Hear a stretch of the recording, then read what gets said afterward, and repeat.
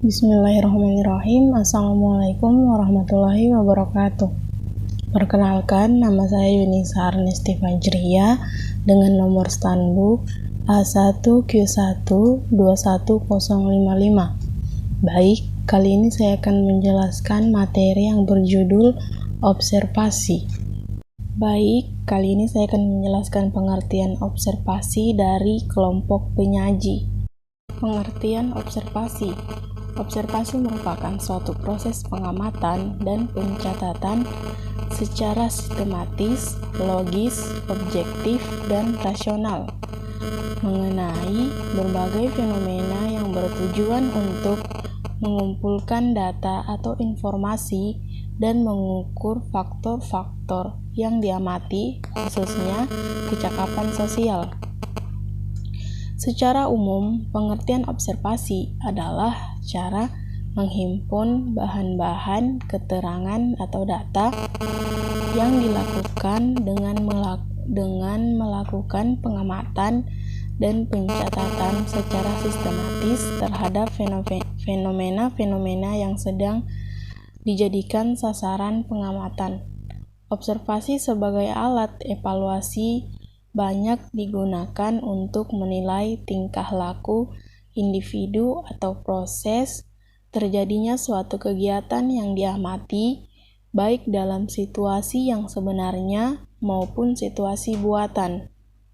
Menurut Widyoko, observasi merupakan pengamatan dan pencatatan secara sistematis terhadap unsur-unsur yang nampak dalam suatu gejala pada objek penelitian.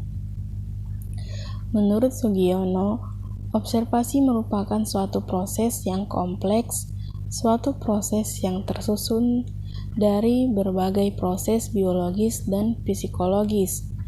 Menurut Rianto, observasi merupakan metode pengumpulan data yang menggunakan pengamatan secara langsung maupun tidak langsung. Jenis-jenis observasi. Yang pertama, observasi partisipan, di mana pengamat ikut andil dalam kegiatan kelompok yang sedang diamati. Kedua, observasi sistematik, merupakan observasi dengan menggunakan kerangka yang berisi faktor-faktor yang ingin diteliti dan telah dikategorikan terlebih dahulu secara struktural.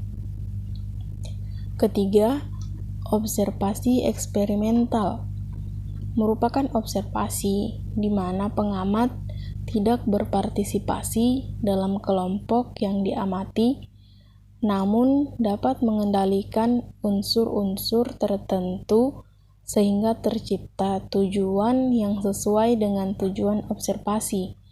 Observasi jenis ini memungkinkan evaluator untuk mengamati sifat-sifat tertentu dengan cermat. Observasi menurut Rianto. Yang pertama, observasi partisipan. Yang kedua, observasi non-partisipan. Yang ketiga, observasi sistematik. Yang keempat, observasi non-sistematik. Dan yang kelima, observasi eksperimental. Kelebihan dan kelemahan observasi. Kelebihan observasi yaitu 1.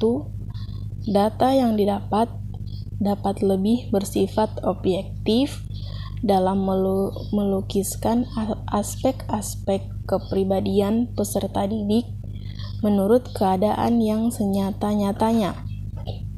2.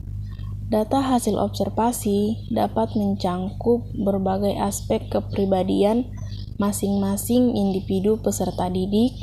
Dengan demikian, maka di dalam pengolahannya tidak berat sebelah atau hanya menekankan pada salah satu segi saja dari kecakapan atau prestasi belajar mereka. Adapun kelemahannya yaitu 1. Observasi sebagai salah satu alat penilaian hasil belajar tidak selalu dapat dilakukan dengan baik dan benar oleh para pengajar. 2. Kepribadian dari observasi juga seringkali mewarnai atau menyelinap masuk ke dalam penilaian yang dilakukan dengan cara observasi. 3. Data yang diperoleh dari kegiatan observasi umumnya baru dapat mengungkap kepribadian luarnya saja. Itulah tadi pengertian observasi dari kelompok penyaji. Baik, selanjutnya saya akan menjelaskan pengertian observasi dari kelompok pembanding. Pengertian observasi secara umum, definisi observasi adalah suatu aktivitas pengamatan terhadap suatu objek tertentu secara cermat dan langsung di lokasi penelitian tersebut berada. Observasi juga termasuk kegiatan pencatatan secara sistematis mengenai semua gejala objek yang diteliti. Ada juga pendapat lain yang mengatakan bahwa pengertian observasi adalah suatu tindakan atau proses mengamati sesuatu ataupun seseorang dengan cermat demi mendapatkan suatu informasi ataupun sekedar membuktikan kebenaran suatu penelitian. Tujuan observasi. Observasi bertujuan untuk menggambarkan suatu objek dan segala hal yang berhubungan dengan objek penelitian tersebut melalui pengamatan dan menggunakan panca indera.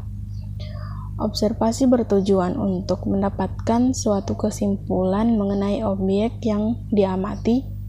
Pada dasarnya, kesimpulan tersebut tersusun dalam suatu laporan yang relevan dan pastinya bermanfaat bagi bahan pembelajaran. Observasi bertujuan untuk mendapatkan suatu data atau informasi yang bisa dibagikan kepada pihak-pihak lain dalam bentuk karya ilmiah maupun non-ilmiah. Ciri-ciri observasi. Pertama, informasi yang didapat harus objektif. Kedua, berisi data-data yang nyata. 3. Dapat dipertanggungjawabkan dan dibuktikan kebenarannya. 4. Pengamatan dan pencatatan dilakukan secara sistematis. 5. Peninjauan dilakukan secara cermat dan teliti. Baik, itulah tadi penjelasan materi observasi dari saya. Semoga bermanfaat untuk teman-teman semua. Sekian, wassalamualaikum warahmatullahi wabarakatuh.